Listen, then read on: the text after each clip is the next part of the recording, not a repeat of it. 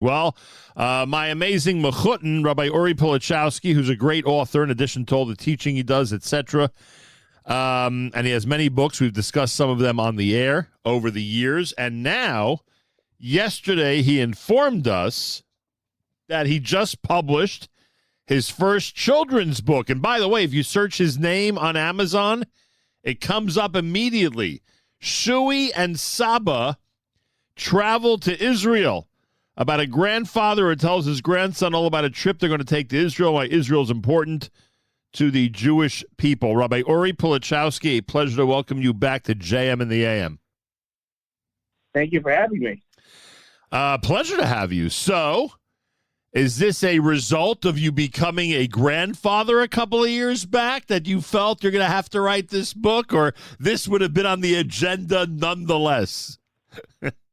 I teach a lot of people, thousands of people every year about Israel, and the one group that I don't teach are children. I don't teach really anybody below 13 years old. I don't get that opportunity, and I used to do that. I used to do that a lot when I was a rabbi in America, and I really wanted the chance to be able to influence children and give parents and grandparents the ability to also teach their young children about Israel and how special it is. It's sort of a group that we don't spend so much time on talking about Israel. You know, it's funny, for those of us who've written books, thank God I'm finally in that category. So, you could basically go through the process, and even those who haven't written books understand the process, whether it's, outlines and figuring out what to include in each chapter, and then obviously piecing it all together. How different is it to prepare to write a children's book? It's incredibly different because, first of all, it's my first time, so I've never really done that before. But you think it's going to be very easy because it's obviously many less words. There's not as much frequency going through different topics from topic to topic. It's really just one topic. But then as you sit down and start to do it, you realize this isn't so simple.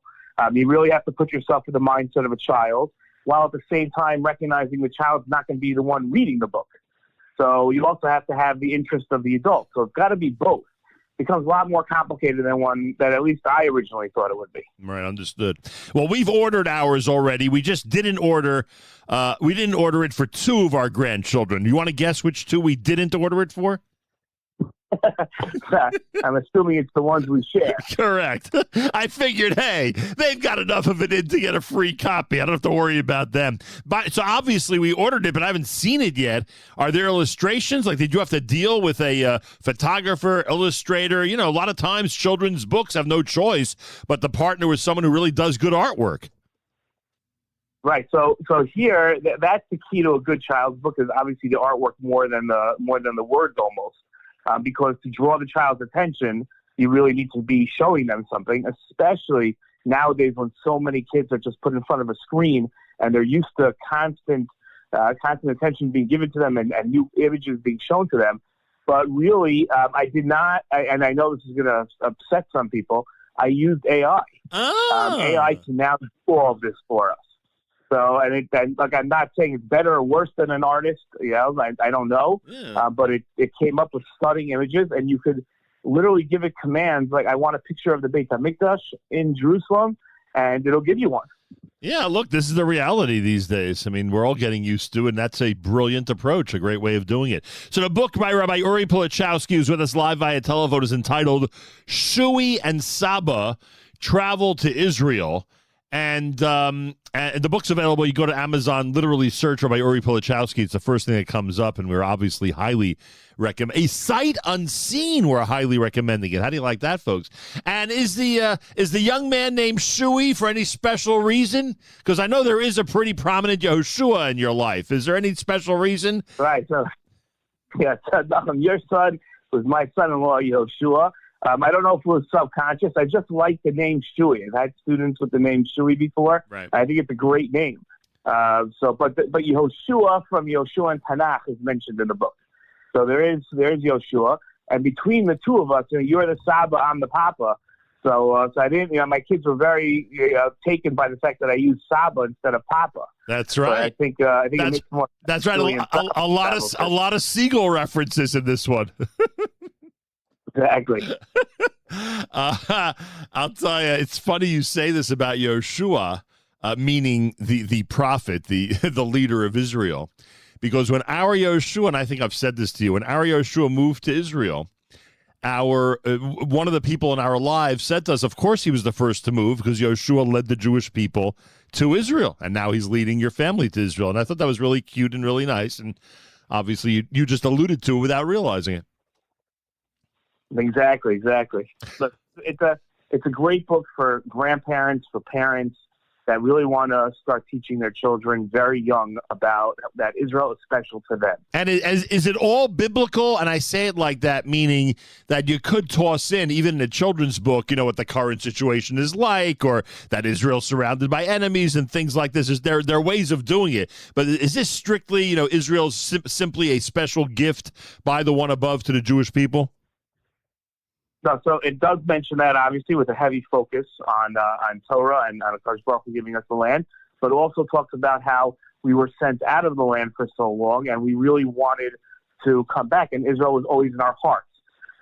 When I read it to our joint Kira, our granddaughter Kira, so she loves touching her heart when I mention that Israel's always in our heart. Oh, is that and funny? And then it talks about how the pioneers, the Chalutzim, came back and rebuilt Israel nowadays. And now Shuey and Saba can travel to Israel and see the Jewish people's home firsthand. Wow. Rabbi Pilichowski obviously publicly making me cringe that I'm not enjoying as much time with our shared granddaughters as he is. What do you think, folks? Anyway, I look forward to reading it to Kira. How do you like that, huh? That's why I'm going to have one in my house. That'd be great. When she visits, I'm going to make sure that she has one. Shuey and Saba Travel to Israel is the brand new book by Rabbi Uri Pilichowski. The book obviously is a children's book. It's available on Amazon as we speak. Literally search Rabbi Uri Pilichowski. It's the first thing that comes up. And you'll be able to share it with your kids. And I don't know, Amazon gives a recommendation of 4 to 6, but you're probably thinking of a much wider range than that, right? No, I think that maybe 3 to 7 is as far as, look, I read it to Kira. Right. She's not yet 2, right, but I'm not sure how much she's getting it. She likes the time with her family getting to, the attention. But to get the message home, I think it's 3 to 7 is perfect. All right. So, folks, if you have somebody like that in your life, here's a perfect book for them. Rabbi Pilichowski, great speaking with you, and Mazal Tov on the brand new book. Thank you very much. Thank you for having me. A pleasure. Shuey and Saba Travel to Israel. We're highly recommending it. Rabbi Uri Pilichowski with a brand new children's book. Check it out, folks. If you go to Amazon, you can search Rabbi Uri Pilichowski. All his stuff comes up, obviously. And he's got a lot of amazing works.